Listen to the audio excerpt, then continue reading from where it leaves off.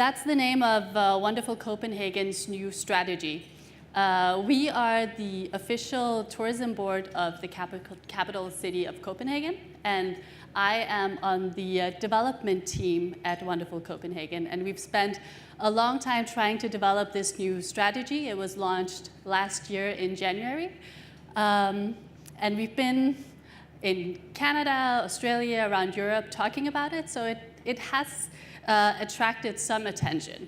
And maybe it's because we declared the end of tourism as we know it with this strategy. And we did that to attract some attention and being able to talk about the role of destination marketing organizations like ourselves. And people have been asking us since then, so did you guys completely lose your heads? Are you guys crazy? Are you saying that the role of the DMOs have expired? Are you saying that we are no longer relevant? What are you guys doing? Do you want to be out of jobs soon? And the answer is basically yes and no. What we're saying with this strategy is, well, as a lot of the other speakers have talked about today, the tourism industry has changed. A lot of you guys have been talking about change, the digital change, etc. But the DMO's roles haven't changed for a really long time. So yes, if you want to continue being a traditional DMO, you have lost your head because you're going to lose your job tomorrow. But if you're a DMO ready to change your role and becoming more of a destination management organization, then there's so many new opportunities out there for you. And that's what I'm going to talk about today. As I said, a lot of you have already been talking about change. When we looked at our old strategy, we were using this word a lot. The world is changing, this is changing, that is changing. You know, the populations of India, China, the middle classes are growing. But we're now at a stage where we can no longer say it's changing. The world has changed, and all of these changes in the world have happened, but the DMO role hasn't changed with it. Same thing, we kept writing the word digitalization and digitalizing in our old strategy. But we're now at a stage where we can say, well, the travelers are digital. A lot of the products are digital, and as DMOs, we need to follow that change. So these were some of the goals in our new strategy. We were also talking about tourism growing. Our main goal in the old strategy was growth. We just wanted more and more tourists. But we're now at a stage where we really need to talk about over-tourism, which I also know that some of you have talked about. So this is a new issue we need to deal with in this new tourism industry that we're in. So that's why we boldly declared the end of tourism as we know it, referring to the changing role of the DMOs and the need to change our visions and missions. So what we did last year when we were launching our strategy was to send a postcard out to our partners saying, dear partner, this is the last postcard you're going to get. And by doing that, we were saying the postcard is outdated. Very few people are using postcards while traveling. They're using digital forms instead. So we sent out this last postcard from our CEO saying, well, there's a new traveler that we need to work with, and we want you to take part in this change with us. We want you to play with us with this changing role of the DMO. And it was a fun thing to do, and we did get some attention. A lot of our partners thought it was fun to get a postcard, but it also helped us have a conversation with them about our changing role, but also their roles changing. So this was a fun gimmick that we did last year with the launch of the strategy. And now to the content of it. If you've looked at our strategy already, it's not a complete plan. We're basically saying Everything around us is changing. Change is a constant. So we're not going to have a strategy saying we're going to do exactly this for the next 4 years. Instead, we designed 8 road signs to a new beginning. And these 8 road signs are basically global trends that we've identified. One of them is from marketing to enabling. That one is about DMOs no longer being able to, sell glossy pictures of the Little Mermaid or the harbor and have a big campaign in Germany to sell Copenhagen as a destination. That's not going to work anymore because us as an official DMO is no longer an authority on a destination. Our role has changed from being the one marketing to being the one enabling other more interesting actors doing marketing for us. And as you all know, people are taking a lot of pictures at destinations, posting them on Instagram. Families see those pictures and say, hey, Copenhagen looks kind of cool, I want to go there. And that works so much better than if I come and say, hey, I'm from Visit Copenhagen, I think you should go to Copenhagen. So that one is about enabling our partners, our cultural institutions, hotels in Copenhagen, to try to market Copenhagen as a destination instead of us doing it. As an example of it, we recently had some success helping a local museum in Copenhagen. It's quite a small museum. They used to have 10,000 to 15,000 visitors a year. We helped them with a communication strategy aimed at international tourists. So we helped them redesign their websites, we helped them redesign their content on social media. And 2 years after doing all that work with them, their visitor numbers rose from 10,000 to 15,000 to 120,000 today. And that happened in only 2 years because they were able to use social media to brand themselves and Copenhagen. With us more in the background instead of being the official voice saying, go to this museum, it's awesome. So this is one of the road signs, enabling instead of directly marketing. Another one, which is very much related, is that branding is about relations. You need to build relations with your users, with travelers, instead of trying to brand Copenhagen officially. So that one is very much related. And then we have agility to change and fail fast.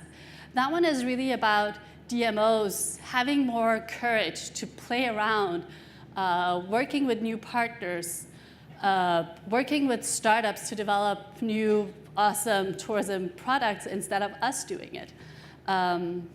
And it's about seeing tourism in a broader aspect. So far, the tourism industry has been really good at isolating itself, using tourism experts to evolve and to innovate.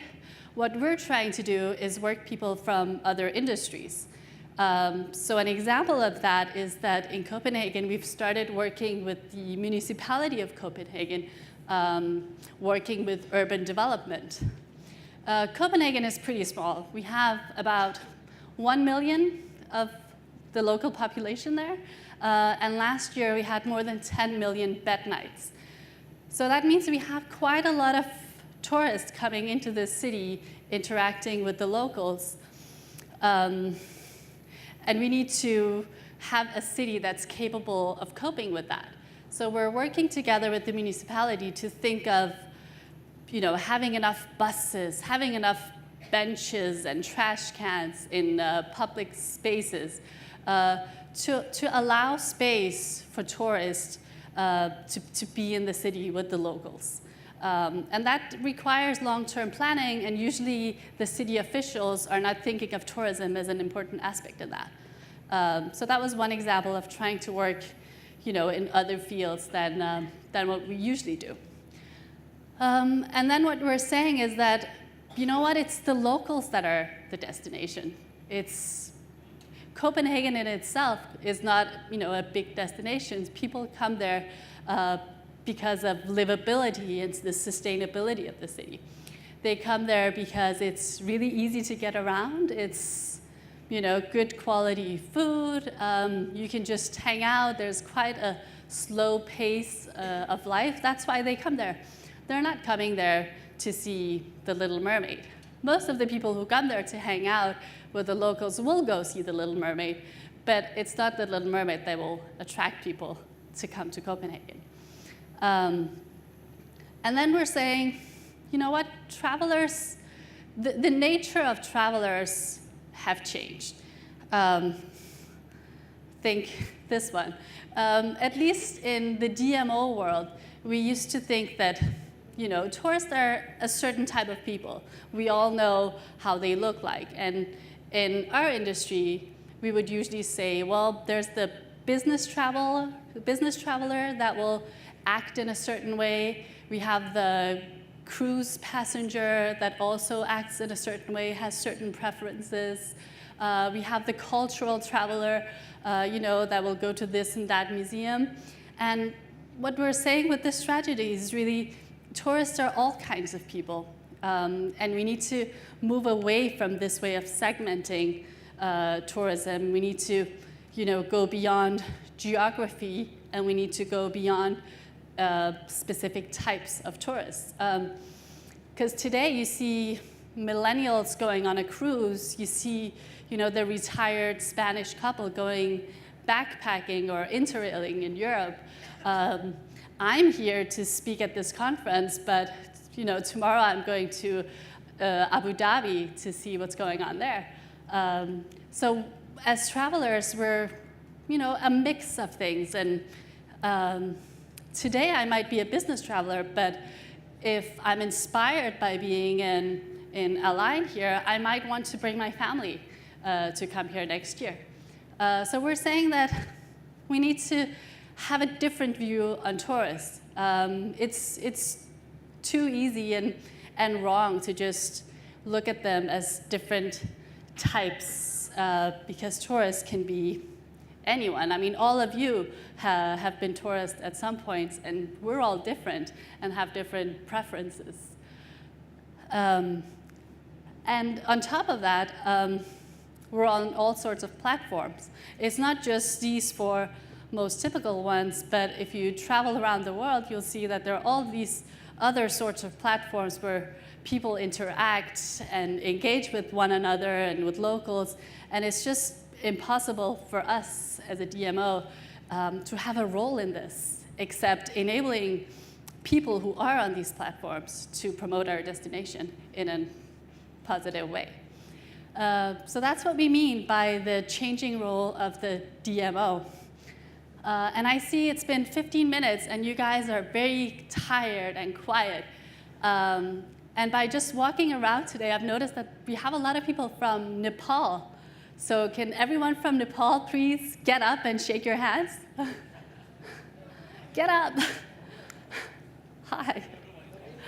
All right. There are a lot of people from Nepal.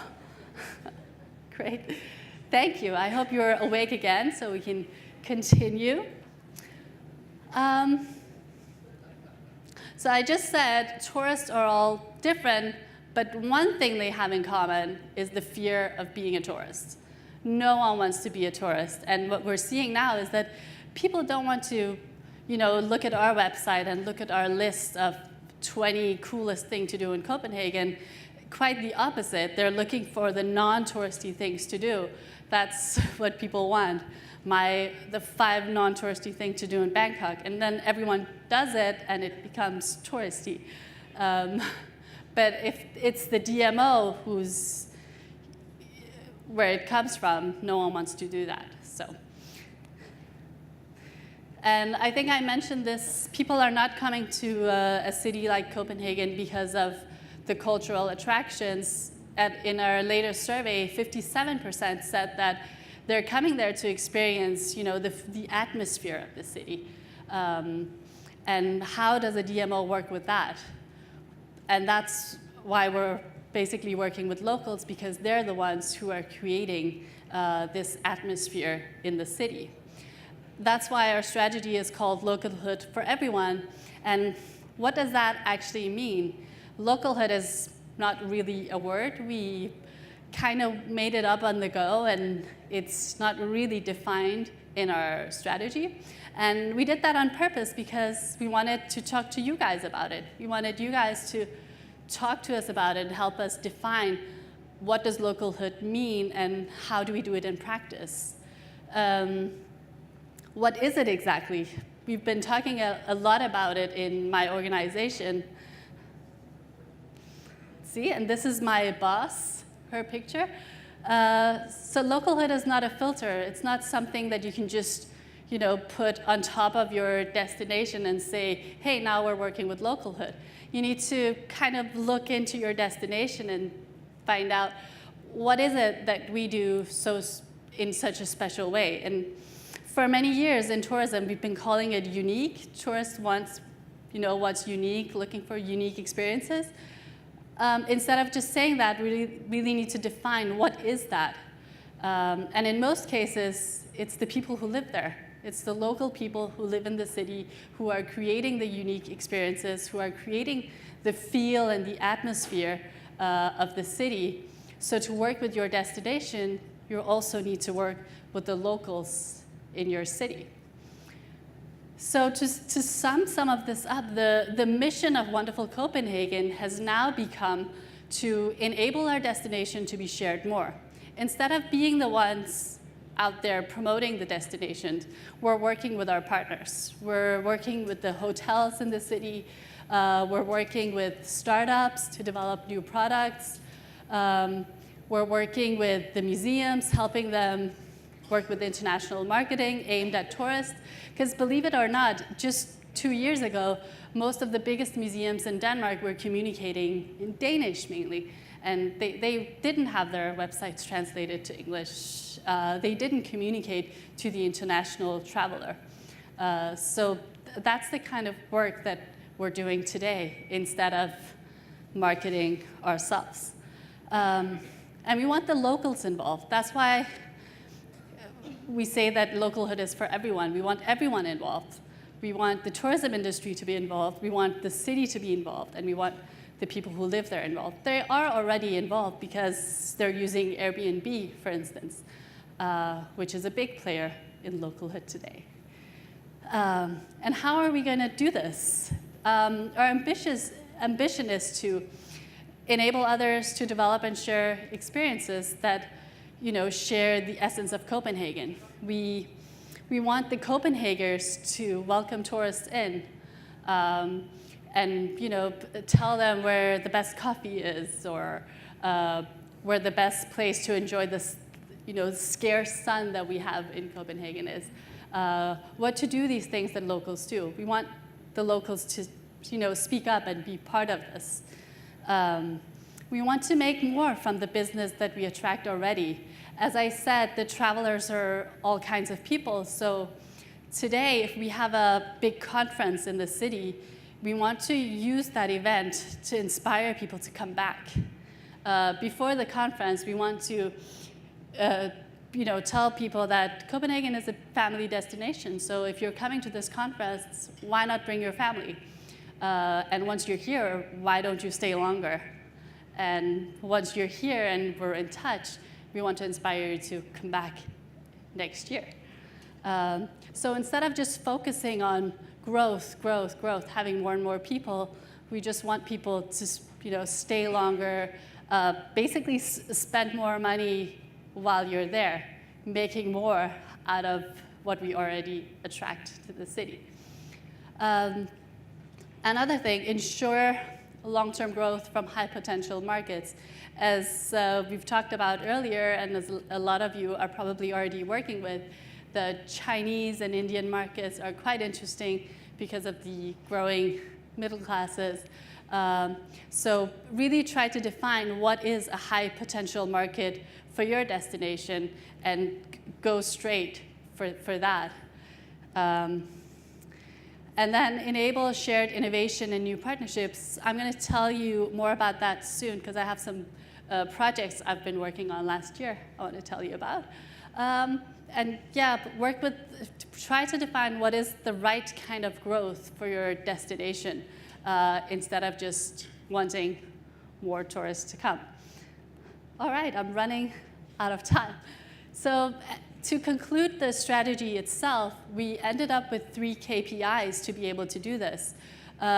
Usually, as DMOs do, we focus on bed nights. How many people are sleeping in our hotels, and then we have a number for that.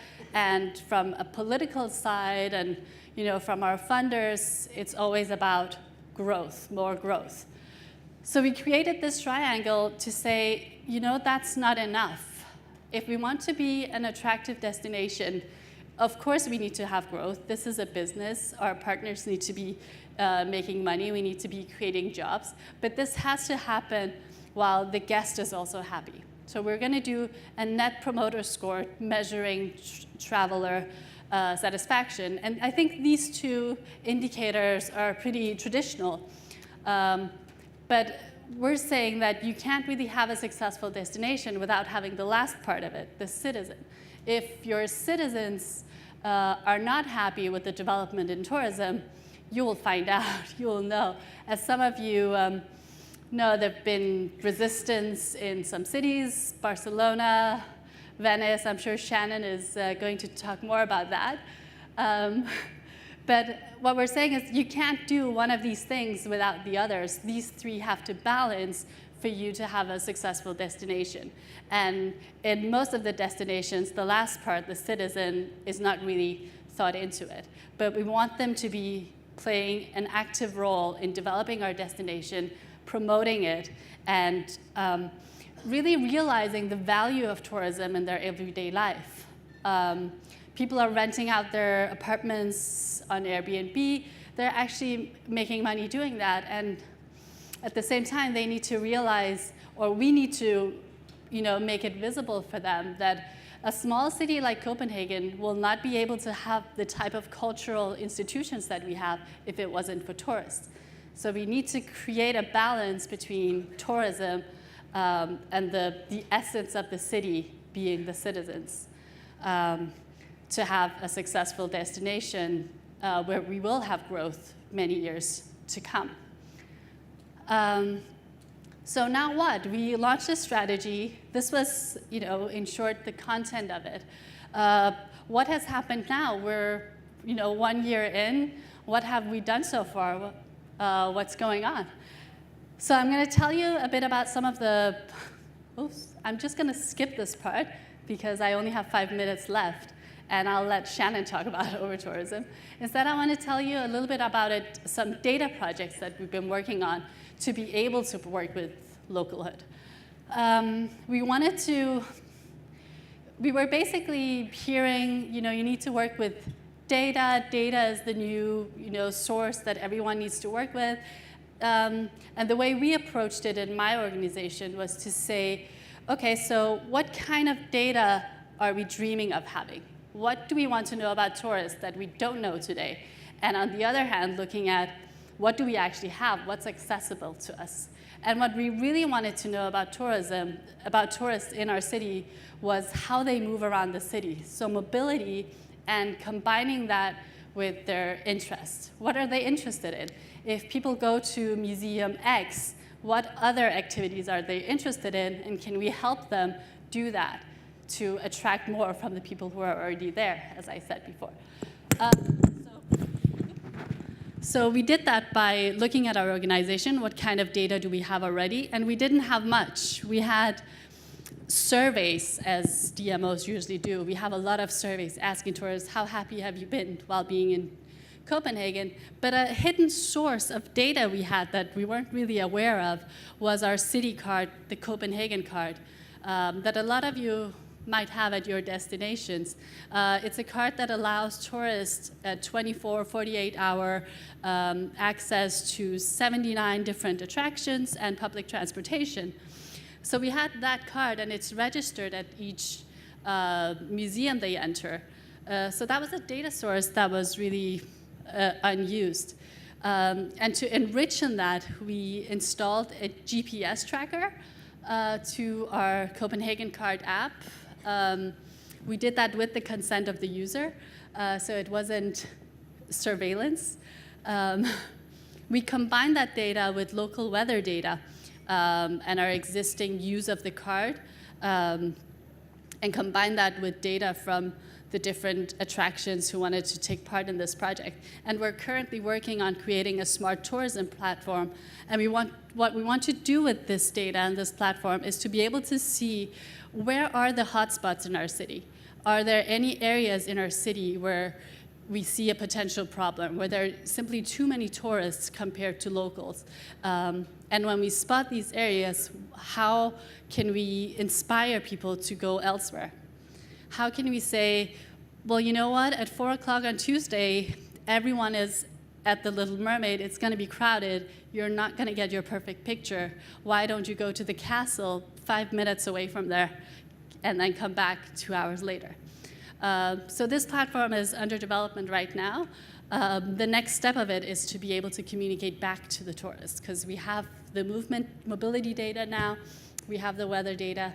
The next step is to be able to use our knowledge about how tourists behave in our city to communicate back to them and basically nudge them to do other things to have a less crowded destination.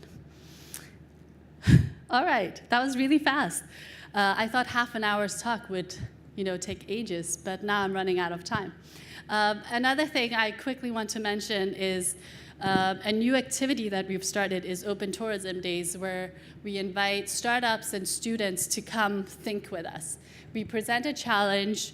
It could be over tourism, and then we ask them to help us create ideas on how to do this. So we basically had a whole weekend, invited a bunch of students and startups, presented them with a challenge, and then they had 2 days to come up with solutions.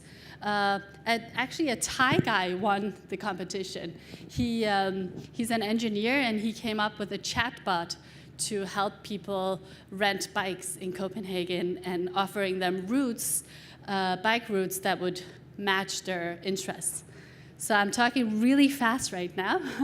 Let's skip the next one. Lastly, I wanted to talk to you about Greater Copenhagen. It's a new political project in our part of the world where we basically have expanded the geography of Copenhagen as a destination. We're working with about 40 local DMOs to promote our region together, trying to create the perfect match between a city stay and the countryside. And that's just another way of trying to spread tourists coming to a small city like Copenhagen. Thank you.